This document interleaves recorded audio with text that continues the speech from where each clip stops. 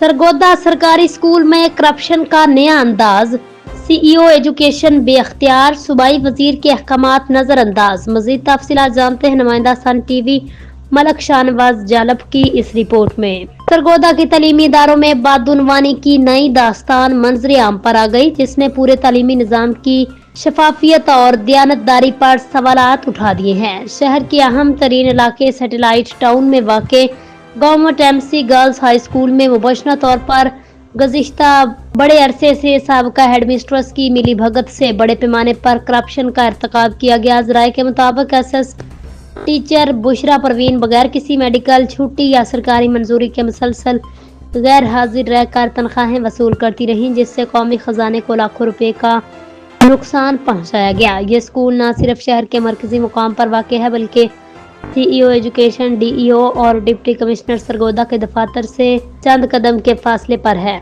इसके बावजूद मुतलका हुकाम की मुजरमाना खामोशी और गफलत इस बात का सबूत है। बदउनवानी के इस नेटवर्क को बाला सतह पर सियासी या इंतजामी सरपरस्ती हासिल हो सकती है। मामले का इंकशाफ नई तैनात होने वाली हेडमिस्ट्रेस महनाज गिलानी ने किया है। उन्होंने फर्ज शिनासी का मुजाहरा करते हुए तमाम सबूतों के साथ तहरीरी तौर पर इंक्वायरी की सिफारिश की। इंक्वायरी का आगाज तो कर दिया गया, ताहम डीईओ और सीईओ एजुकेशन कलसूम मनशा की जानिब से सर्द महरी और अदम दिलचस्पी से अंदाजा होता है इस स्कैंडल को दबाने की कोशिशें जारी हैं।